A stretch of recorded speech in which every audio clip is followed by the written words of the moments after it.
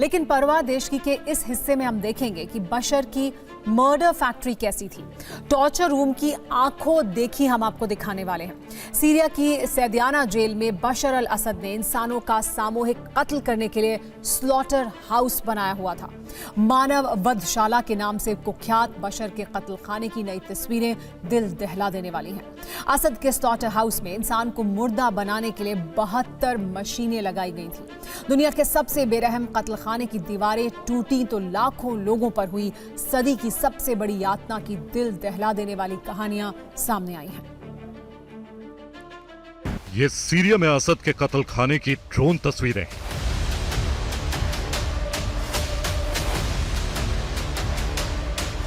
Syria के सैदनाया शहर में बनी जेल की काल कोठरियों में जुल्म के ऐसे सबूत मिले हैं जिन्हें देखकर किसी की भी रूह कांप जाएगी।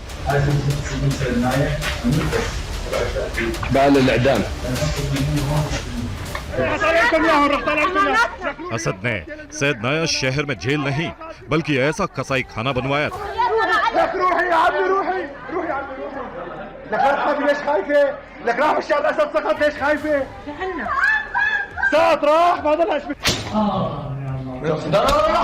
जिसमें इंसानों को मारने के लिए 72 से ज्यादा तरीके से यातनाएं दी जाती थी।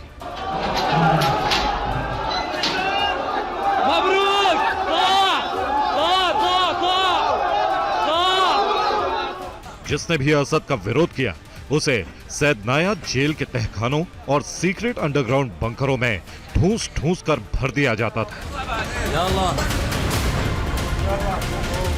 असद के स्लॉटर हाउस में हर रोज सैकड़ों लोगों को दर्दनाक तरीके से मौत दी जाती थी। यहां हर 3 मिनट में फांसी का फैसला होता था और कैदियों को सामूहिक रूप से फांसी पर लटकाकर उनकी लाशों को बड़ी बड़ी आयरन प्रेस मशीनों से दबाकर जेल के अंदर ही बने गुप्त तहखानों में फेंक दिया जाता था।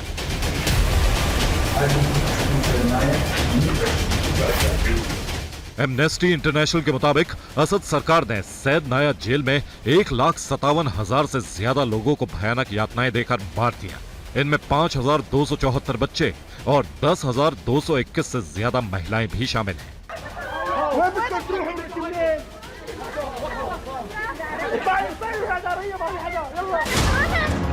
बशर अल असद के सीरिया छोड़कर भागने के बाद 8 दिसंबर को विद्रोहियों ने इंसानों के स्लॉटर हाउस पर कब्जा कर लिया और जेल से हजारों कैदियों को रिहा कर दिया।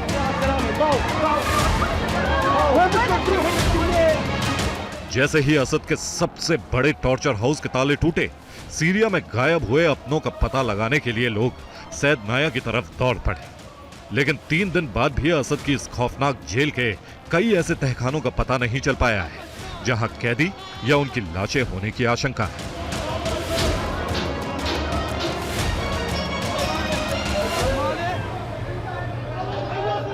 विद्रोहियों ने जेल की दीवारें तोड़ दी, काल कोठरियों में कैद लोगों को बाहर निकाल दिया। लेकिन वहां अपनी मौत का इंतजार कर रहे कैदियों ने सैदनाया जेल में बने अंडरग्राउंड स्लॉटर हाउस के बारे में रूह कपा देने वाली जानकारी दी।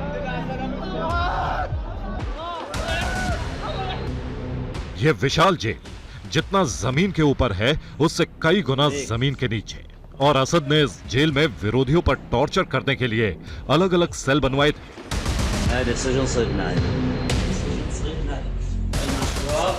हजारों लोग उन सेल में बंद हैं। सैदनाया जेल में तैनात असद के कर्मचारी यहां से भाग गए हैं, इसलिए वो सेल कहां है, उन तक जाने का रास्ता कहां से है, ये किसी को नहीं पता।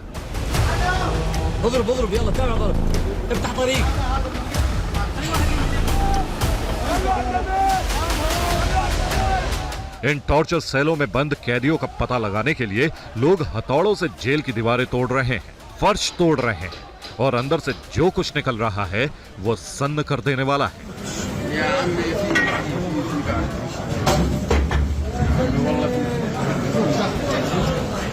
ऐसी ही एक दीवार टूटी तो कई साल बाद रोशनी देखकर एक कैदी पागलों की तरह रोने चीखने लगा।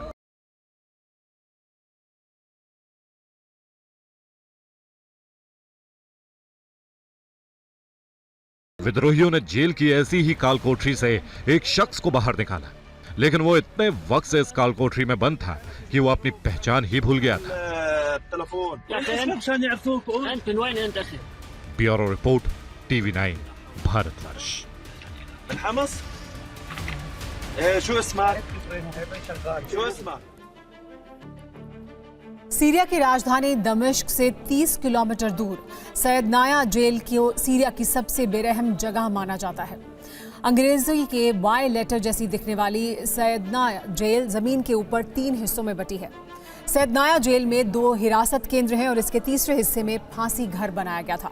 यहाँ कैदियों को फांसी देने से पहले निर्ममता से कई घंटे तक पीटा जाता था और फिर सामूहिक रूप से फांसी दे दी जाती थी। सैयदनाया जेल के फांसी घर में एक बार में 20 से 50 फांसी होती थी, लेकिन असद की इस जेल में सिर्फ फांसी ही इंसानों का कत्ल करने का इकलौता तरीका नहीं था। फांसी के अलावा टॉर्चर के 72 तरीके और थे जिनसे कैदियों की जान ली जाती थी। यहाँ कैदियों को बिजली के झटके दिए जाते थे, उनके शरीर पर इतना वजन लटका दिया जाता था जिसके बोझ से उनकी मौत हो जाए। सैयदनाया जेल में इंसानों का कत्ल करने और उनके शवों को दबाने के लिए आयरन प्रेस लगी थी। जो कैदी जिंदा रहते थे उनके हालात मौत से भी बदतर होते थे।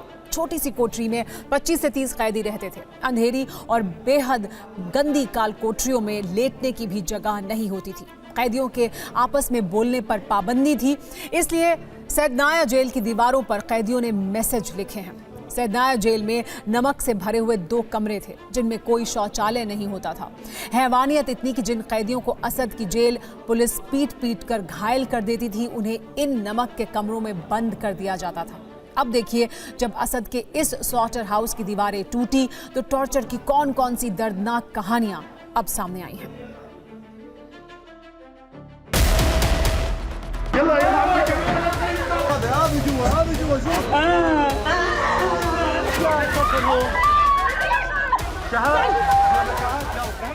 सैयदनाया जेल की काल कोठरियों में हजारों जिंदा इंसान ही नहीं मिले। असद के इस बुचड़ खाने का फर्श तोड़ा गया तो लाशों से भरी कई काल कोठरियां मिलने लगी। असद की सरकार ने इन तहखानों में टॉर्चर करने वाले तरीके अपनाए थे। तहखानों के अंदर लाल रंग के फांसी के फंदे मिले हैं। कैदियों को मारने के लिए तेजाब और ब्लीच के कंटेनर, बर्नर, क्रशर और लोहे की रॉड मिली है। असद के स्लॉटर हाउस में जमीन के नीचे कैदियों को मारने और उनकी लाश को ठिकाने लगाने के लिए बड़ी बड़ी आयरन मशीनें लगा रखी थी। असद ने अपना विरोध करने वालों की सामूहिक हत्या कराने के लिए सैयदनाया जेल के अंडरग्राउंड बुचड़ खाने में 72 से ज्यादा टॉर्चर सेल बनाए थे। इनमें से कई टॉर्चर रूम अभी तक नहीं मिले हैं। जो भी कैदी एक बार इस जेल में आ जाता था, उसे अपने जिंदा रहने की कोई उम्मीद नहीं रहती थी। इसलिए जब विद्रोहियों ने सैयदनाया जेल की दीवारें तोड़ी तो कैदियों को लगा कि उनके सामूहिक नरसंहार की तैयारी हो रही है। महिलाएं बुरी तरह चीखने लगी।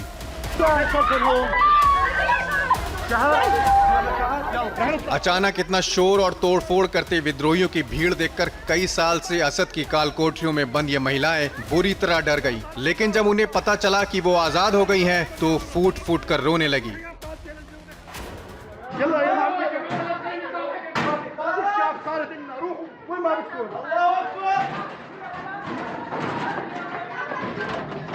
كبروا كبروا كبروا كبروا كبروا كبروا شو بدك اغراضك امانات يا اختي؟ هلا وش امانات؟ هلا بنطلع لك اياهم. روحي هلا تاخذيهم معي. طلعوا الحمد لله على السلامه. طلعوا طلعوا طلعوا طلعوا روحوا. الحمد لله على السلامه. طلعوا طلعوا وين بدكم تروحوا؟ असद की इस काल कोठरी में महिलाओं के साथ छोटे छोटे बच्चे भी कैद थे। असद के टॉर्चर हाउस की ये तस्वीरें पूरी दुनिया को सन्न करने वाली हैं। सुहेल हम्मी ने असद के इस टॉर्चर हाउस में 32 साल बिता दिए।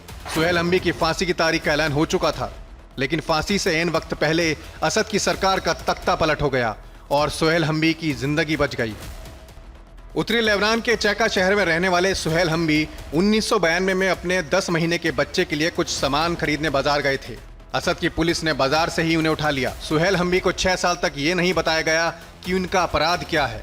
16 साल बाद जाकर उनकी पत्नी को पता चला कि वो असद की कैद में है। लेकिन अब सुहेल हम्मी जैसे हजारों कैदी आजाद हैं, लेकिन 30,000 से ज्यादा का अब भी कोई पता नहीं चल पा रहा है। Bureau report, TV9 Bharatvarsh. 3 दिन बीत जाने के बावजूद अभी भी सीरिया की सैयदनाया टॉर्चर साइट से कई लोग बाहर नहीं निकल पाए हैं, क्योंकि जेल के अंदर बने 3 रेड विंग का पता ही नहीं चल पा रहा।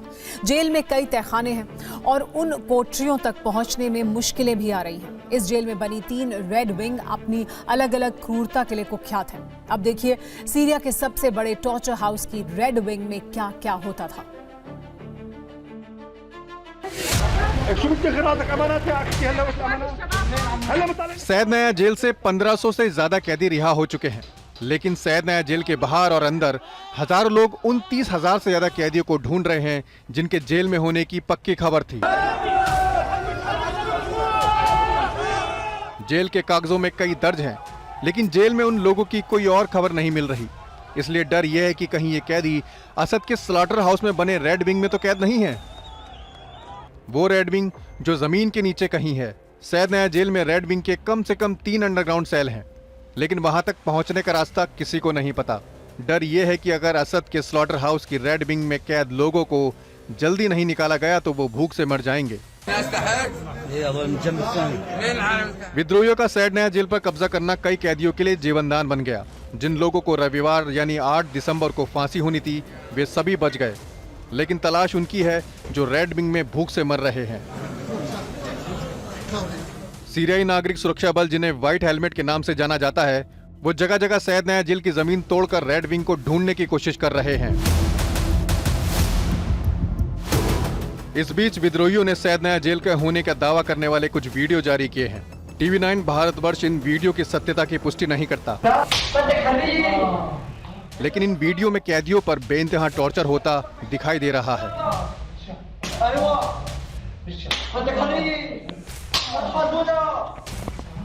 इस वीडियो में कैदी को बुरी तरह पीटते हुए दिखाया जा रहा है। दावा ये किया जा रहा है कि ये वीडियो सीरिया के इसी सैद नया जेल का है। मानवाधिकार संस्थान एमनेटी इंटरनेशनल ने जेल में ऐसे 72 तरीकों से यातनाएं देने की रिपोर्ट तैयार की है। यात्रा के इन तरीकों में जिनमें जननांगों पर बिजली का करंट लगाना, वजन लटकाकर टॉर्चर करना, लोहे की साकल से मारना, लोहे की रॉड से पीटना, बारूद या ज्वलनशील कीटनाशकों से कैदियों को जलाने, बंदियों के सिर, दीवार और जेल के दरवाजे के बीच कुचलने, शरीर में सुई या धातु के पिन डालने और आयरन एग्जीक्यूटिव प्रेस से कुचलकर मार डालना जैसी क्रूर यातनाएं शामिल हैं। Bureau report, TV9 Bharatvarsh.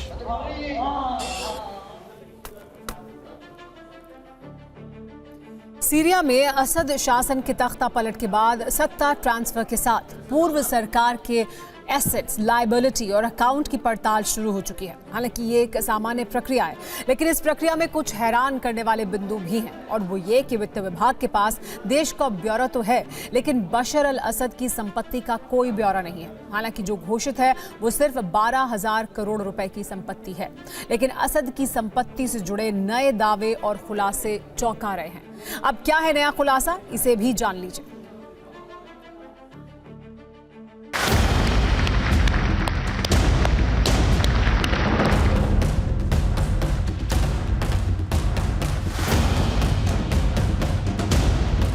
खत्म असद का डर, संपत्ति रूस ट्रांसफर।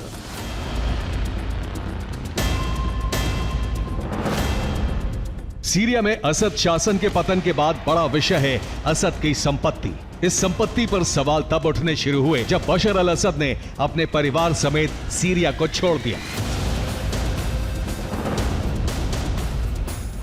और विद्रोहियों ने उनके घर पर कब्जा जमा लिया।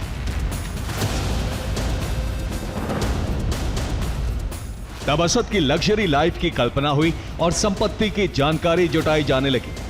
हालांकि किसी को भी असद की संपत्ति की पुख्ता जानकारी नहीं थी।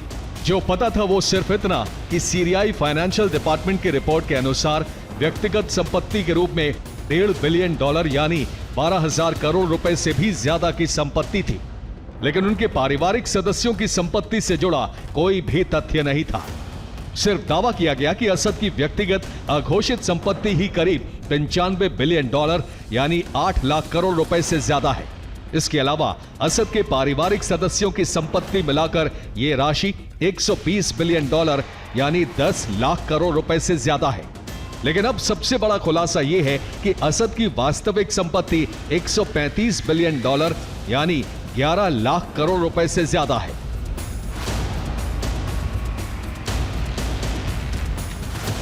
और इससे भी बड़ा खुलासा यह है कि असद ने यह संपत्ति रूस ट्रांसफर कर दी है, यानी जिस संपत्ति पर अंतर्राष्ट्रीय समुदाय नजर गड़ाए बैठा था, जिसे नाजायज तरीके से कमाई गई संपत्ति के नाम पर सीज करने की रणनीति बनाई जा रही थी, वो असद पहले ही ट्रांसफर कर चुके हैं।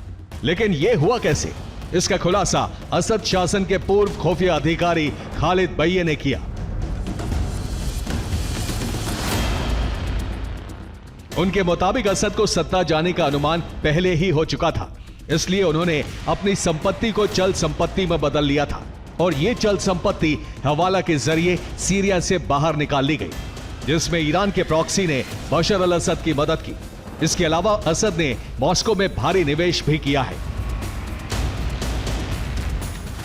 यानी जो संपत्ति असद के पारिवारिक सदस्यों के नाम पर विदेशों में है, उसके सीज होने का खतरा कम है, लेकिन जिसके सीज होने का खतरा था उसे बशर अल असद ने डॉलर, यूरो और सोने में बदल लिया था और यह संपत्ति ईरान के रास्ते रूस तक पहुंचाई गई है। Bureau report, TV9 Bharatvarsh. परवादेश की में अब बात समंदर में बढ़ती भारतीय नौसेना की शक्ति की। ऐसे तो विस्तारवादी चीन नंबर के हिसाब से दुनिया की सबसे बड़ी नौसेना है। चीन को अपनी इस ताकत का बहुत घमंड भी रहता है और उसी घमंड में चूर होकर चीन समंदर के नियमों का उल्लंघन करके अपनी दादागिरी दिखाता रहता है। लेकिन अब समंदर का नया सिकंदर बनने जा रहा है भारत। समंदर में चीन को सबक सिखाने के लिए भारतीय नौसेना ने ऐसी तैयारियां की हैं कि अगर चीन ने जरा भी चालबाजी दिखाई तो समंदर में ही उसके हथियारों के परखच्चे उड़ जाएंगे। भारतीय नौसेना की क्या है ये तैयारी, देखिए ये स्पेशल रिपोर्ट ब्लू जोन में परमाणु ट्रेलर, भारत समंदर का नया सिकंदर।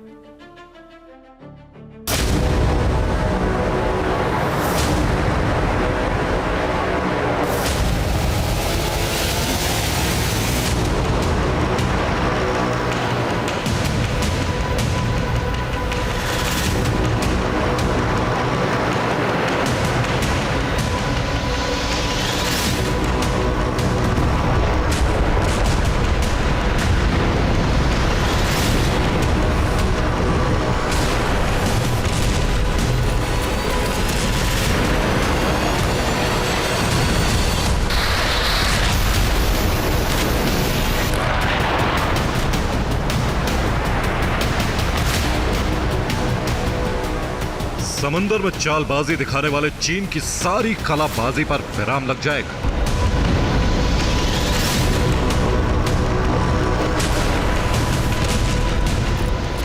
समंदर में साजिशें करने वाले चीन की सारी हेखड़ी समंदर में ही निकल जाएगी।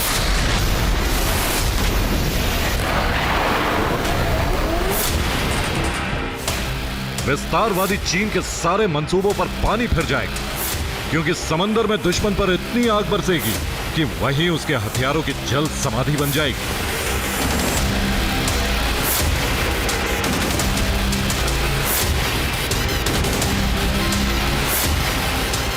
समंदर में चीन की दादागिरी पर पूरी तरह रोक लगाने के लिए आखिर भारत की क्या तैयारी?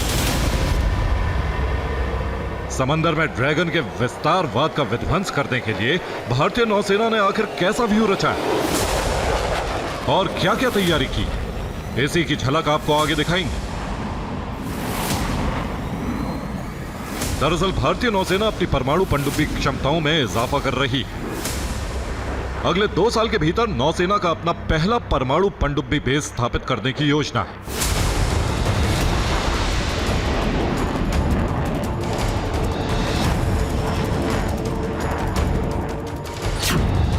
गहरे समंदर में भारत की परमाणु पनडुब्बियों का जाल बिछाया जाएगा।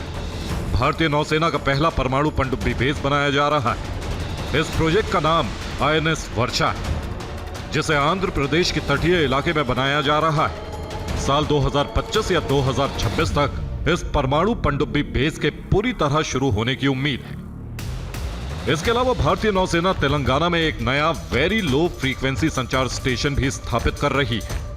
इससे परमाणु पनडुब्बियों की लंबी दूरी की गश्त के लिए कमांड और नियंत्रण क्षमता बढ़ेगी।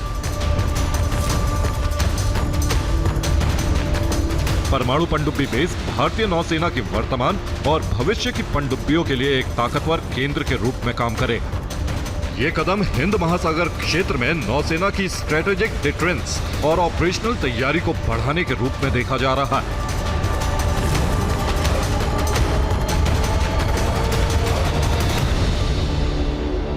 भारतीय नौसेना अपने शिप्स, सबमरीन और एयरक्राफ्ट की कैपेबिलिटी और नंबर्स में लगातार इजाफा कर रही है। सबमरीन्स की बात करें तो हमारे पास न्यूक्लियर सबमरीन ऑपरेट करने का लीज पे लिया हुआ रशिया से बरसों पहले का अनुभव है और अब हम आईएनएस अरिहंत, आईएनएस अरिघट और इसके बाद INS Aridhaman nuclear submarine ballistic missiles के कैपेबिलिटी के साथ बनाने वाले हैं और हमने सेकंड स्ट्राइक कैपेबिलिटी में अपने को ऑपरेशनलाइज कर लिया है। भारत को असली खतरा चालबाज चीन से है, इसलिए भारत ने फैसला किया है कि चीन या किसी अन्य दुश्मन की किसी भी साजिश को नाकाम करने के लिए परमाणु पनडुब्बी कार्यक्रम में तेजी लाई जाए। भारतीय नौसेना का मानना है कि भारत की एक स्वदेशी परमाणु पनडुब्बी 2036 तक ऑपरेशनल हो जाएगी। दूसरी स्वदेशी परमाणु पनडुब्बी 2 साल के भीतर नेवी को मिल जाएगी। पहली 2 पनडुब्बियों से संबंधित इस परियोजना की अनुमानित लागत 35,000 करोड़ रुपए। 3 स्कॉर्पियन श्रेणी की पनडुब्बियों के अनुबंध भी अंतिम चरण में है। जाहिर है इन तैयारियों से भारतीय नौसेना की पानी के अंदर युद्ध की क्षमताएं बढ़ेंगी। दरअसल भारत का लक्ष्य युद्ध नहीं बल्कि हिंद महासागर क्षेत्र में अपने हितों को सुरक्षित रखना और दुश्मन की नापाक हरकतों का मुंह तोड़ जवाब देना है। चीन को सबक सिखाने के लिए भारतीय नौसेना स्वदेशी जंगी जहाजों के साथ भी तैयार है। भारतीय नौसेना के पास करीब 150 युद्धपोत और पनडुब्बियां हैं। प्रोजेक्ट 17A के तहत 7 स्टेल्थ फ्रिगेट बनाए जा रहे हैं। जल्द ही इंडियन नेवी के बेड़े में आईएनएस नीलगिरी भी शामिल होने वाला है। नीलगिरी क्लास का पहला स्टेल्थ फ्रिगेट नीलगिरी जनवरी 2025 में नौसेना में शामिल हो जाएगा। आईएनएस नीलगिरी अपने आप में फुल अटैकिंग और डिफेंसिव पैकेज है। आईएनएस नीलगिरी को Mazagon dock ship builders limited द्वारा बनाया गया है। यह पल भर में दुश्मन की पनडुब्बियों को निशाना बना सकता है। यह दुश्मन के जमीनी टारगेट को भी हिट कर सकता है। आईएनएस नीलगिरी का वजन 6,670 टन है। इसमें 8 ब्रह्मोस मिसाइलें लगी हैं। इसमें टॉर्पीडो के साथ साथ आधुनिक सोनार सिस्टम भी लगाया गया है। इसमें 2 हेलीकॉप्टर आसानी से लैंड कर सकते हैं। आने वाले समय में भारतीय नौसेना के बेड़े में 20 गाइडेड मिसाइल स्टेल्थ फ्रिगेट मौजूद होंगे। प्रोजेक्ट 17A के तहत 7 नीलगिरी क्लास फ्रिगेट नौसेना के लिए बनाए जा रहे हैं। जानकारों का मानना है कि नीलगिरी क्लास फ्रिगेट के नौसेना में शामिल होने के बाद समंदर में भारत की ताकत कई गुना बढ़ जाएगी। भारतीय नौसेना में नीलगिरी क्लास फ्रिगेट का पहला शिप जल्दी ही शामिल होने वाला है। प्रोजेक्ट 17 अल्फा की बात करें तो 17 की भी याद आती है जब हमारे पास शिवालिक क्लास फ्रिगेट्स हमने बनाए थे 4 उसमें से, और उसी का ये फॉलो ऑन थोड़ा उससे ज़्यादा बेटर मोर सीट कैपेबिलिटी के साथ ज़्यादा इसकी पावर क्षमता, इसकी जो ब्रह्मोस मिसाइल, इसके जो टॉर्पीडोज, इसमें हेलीकॉप्टर्स की क्षमता, ये जो फ्रिगेट्स हैं ये भारतीय नौसेना में बहुत ही बेहतरीन काम करने वाले हैं। प्रोजेक्ट 17A के तहत बनाए जा रहे सभी 7 फ्रिगेट में 75% उपकरण स्वदेशी कंपनियों से लिए गए हैं। इसका डिजाइन भी स्वदेशी है और स्टील भी स्वदेशी है। समंदर में चीन की चुनौतियों को मुंह तोड़ जवाब देने के लिए भारतीय नौसेना 50 से ज्यादा युद्धपोतों के निर्माण की बड़ी योजना पर काम कर रही है। ये 50 युद्धपोत निर्माण के अलग अलग स्टेज में हैं। इनमें से 48 युद्धपोतों का निर्माण भारत में 6 शिपयार्ड में किया जा रहा है, जबकि अन्य 2 युद्धपोतों का निर्माण रूस के कलिनिनग्राद में किया गया है। रूस में बने एक युद्धपोत आईएनएस तुशल को हाल ही में भारतीय नौसेना में शामिल किया गया है। भारतीय नौसेना फिलहाल 6 लाख टन के बेड़े के साथ छठी सबसे बड़ी नौसेना है। साल 2035 तक 1 मिलियन टन के बेड़े को तैयार करने के इरादे से भारतीय नौसेना लगातार आगे बढ़ रही है।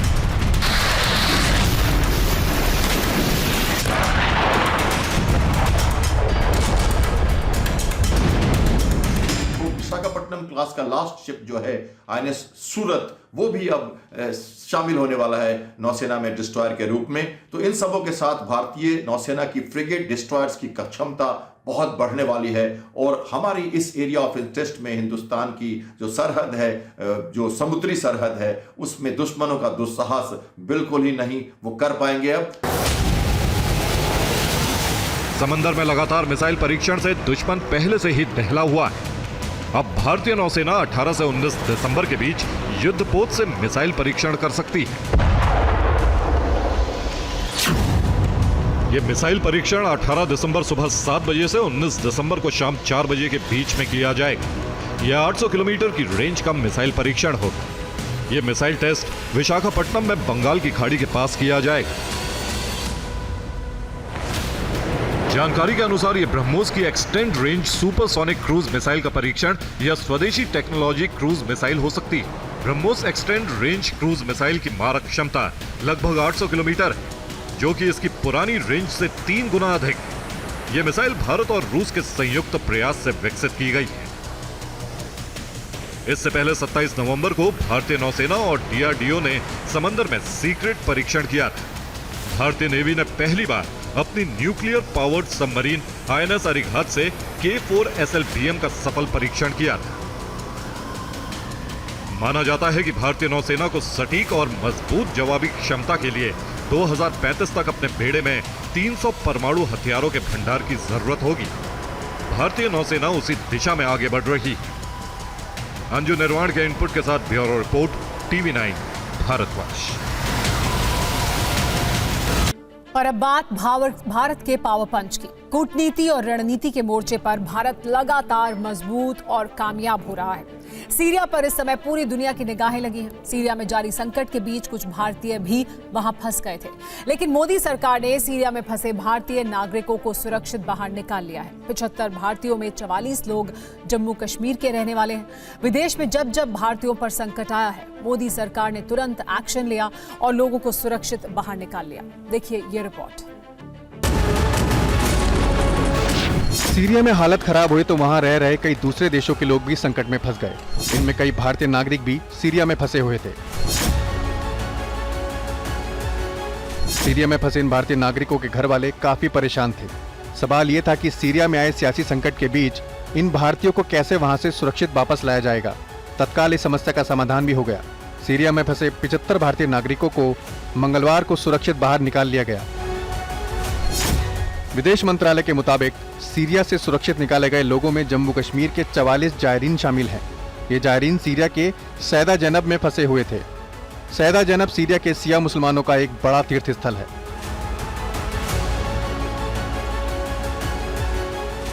विदेश मंत्रालय ने कहा कि सरकार सीरिया के हालात पर बराबर नजर बनाए हुए है। सीरिया में रह रहे भारतीय नागरिकों को भी सलाह दी गई है कि वो दमिश्क में भारतीय दूतावास के संपर्क में रहें।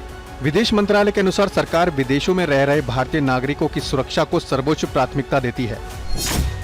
आपको याद दिला दें, साल 2023 में अफ्रीकी देश सूडान में राजनीतिक संकट आने पर वहां रह रहे भारतीयों को वापस लाने के लिए मोदी सरकार ने ऑपरेशन कावेरी चलाया था। सूडान में फंसे 3862 भारतीयों को जेदा के रास्ते वापस भारत लाया गया था। उससे पहले 2022 में यूक्रेन युद्ध शुरू होने के बाद यूक्रेन में फंसे भारतीयों को वापस लाने के लिए ऑपरेशन गंगा चलाया गया था। यूक्रेन में फंसे 1100 से ज्यादा भारतीयों को सुरक्षित भारत लाया गया था। 2021 में तालिबान ने अफगानिस्तान की राजधानी काबुल को कब्जे में ले लिया था, तो ऑपरेशन देवी शक्ति के तहत 800 से ज्यादा लोगों को सुरक्षित भारत लाया गया था। पीएम मोदी के 10 साल के कार्यकाल में कई बार ऐसा कठिन समय आया है जब विदेशों में फंसे भारतीयों को वक्त पर मदद मिली और उन्हें सुरक्षित भारत लाया गया। यही है भारत का पावर पंच, फिक्र आपकी, परवाह देश की। Bureau report, TV9 Bharatvarsh.